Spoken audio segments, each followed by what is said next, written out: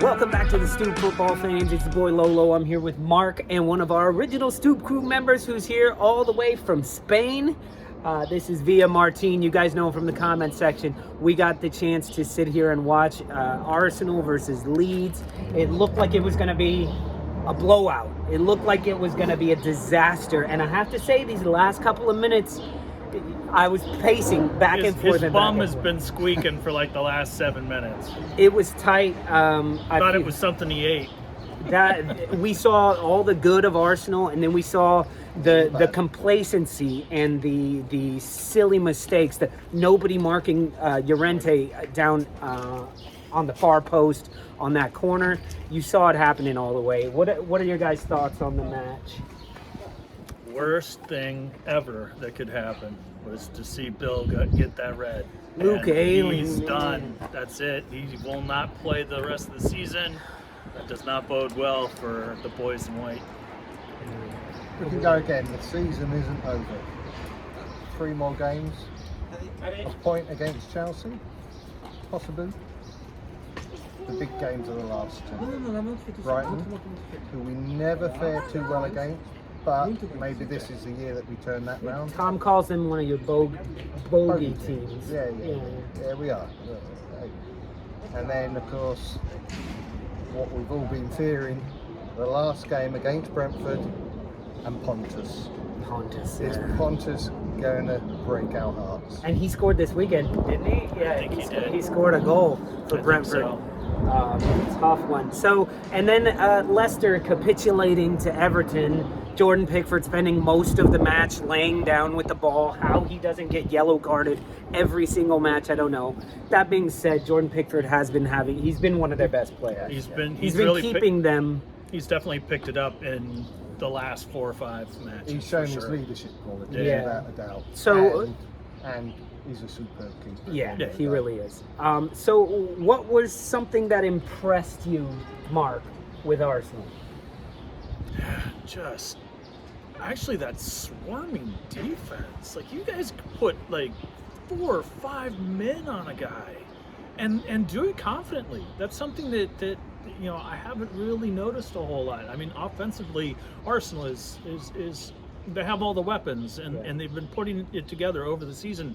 But today, to watch just like them swarm around a Leeds possession and just take it away at will.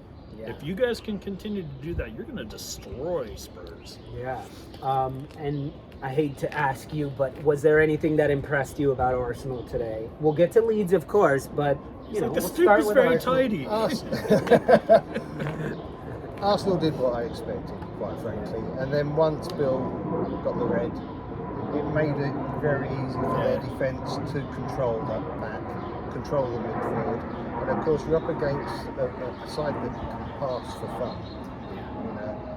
And Leeds, quite frankly, for most of the game, we were just chasing shadows. The fact that the game's finished 2-1 is testament with to 2 shots on target at the end of the match that could have. It's testament to the fact that we stuck in with it.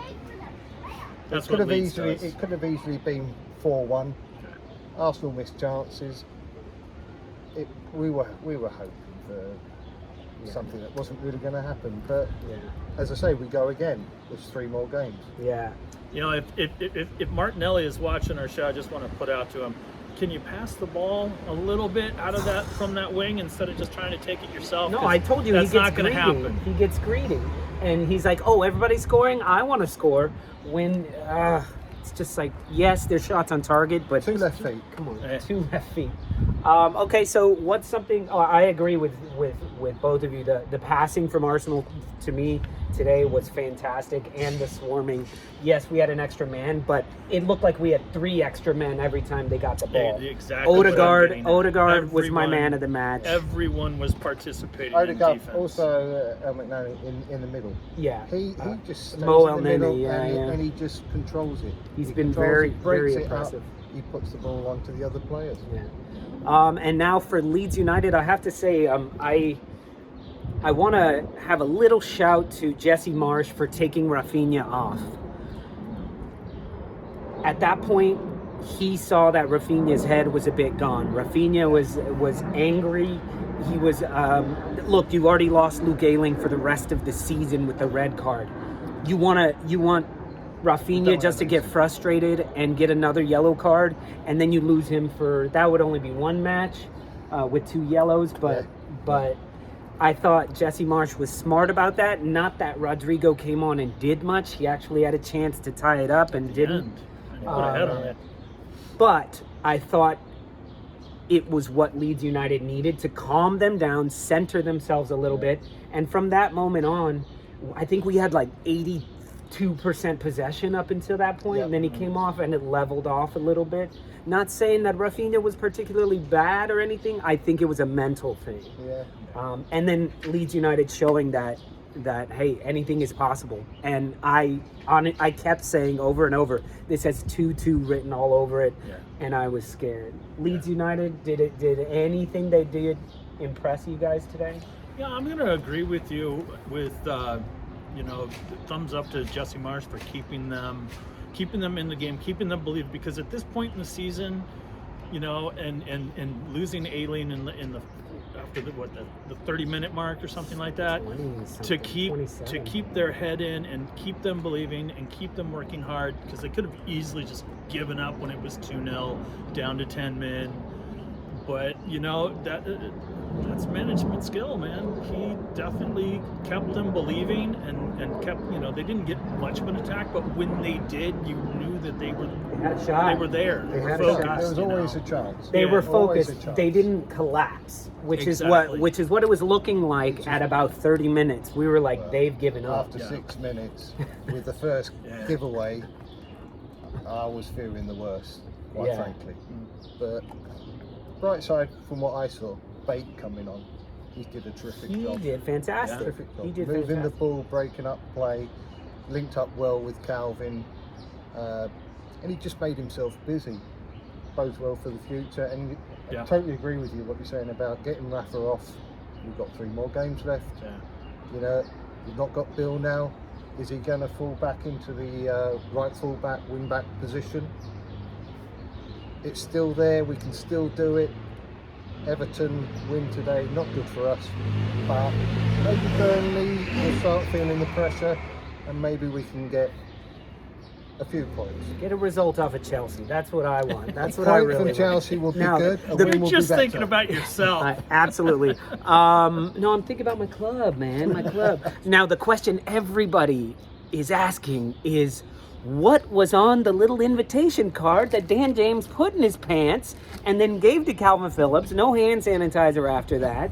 But then that moment was like, oh, he says Melier is playing as an attacker now. That's what I think that was. What do you guys think was on the note that went into the pants that went into somebody else's pants? I think it was something that said, beers at Dream Girls after the match.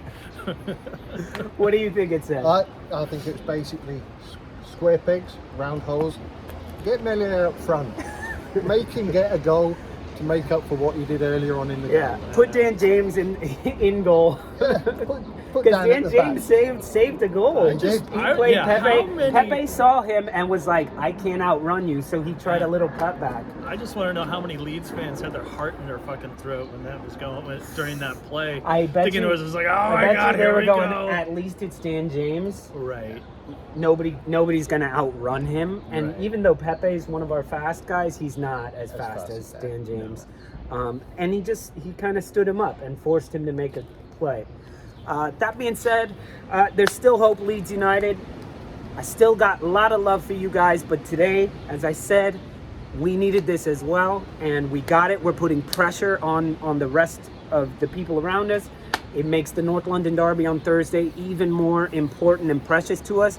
I hate hearing, oh, they could actually stand to lose that. Nah, fuck that. We need to go in and assert our dominance and win that match. Leeds United will come and do us a favor and beat the shit out of Chelsea, and we'll end up in 3rd place. That's what I'm going for. So, last thoughts about the match, guys? For you Leeds fans out there, we know where the shovels are. We found some soft ground in the backyard. We're gonna, It's just the game at the end of the day. It is just a game. Exactly, and the best to be able to watch it with a couple of really great guys. Yeah. This is the main thing. Lolo. Well, so great to Thanks see. for putting up with a Leeds fan coming over. Unfortunately, We had couldn't more spoil stopped your by. day. We had more stopped there was by. a couple of other Leeds fans came along, and somebody from the other side of North London. Yeah, Tottenham guy came by. We didn't let him in the gate. Especially because he asked, did Liverpool win yesterday? And we're like, no, they drew. And he goes, how about Tottenham? Yeah, big supporter. Big fan. Yeah, big fan, that guy. Anyway, I just want to say thank you so much to David via Martine. You guys know him from the comments section. If any of you other Stoop crew members show up to New York, come on over. We'll watch a match from the Stoop, or just have some beers if there's Hopefully no it'll be a little warmer. Yeah, it's freezing right now.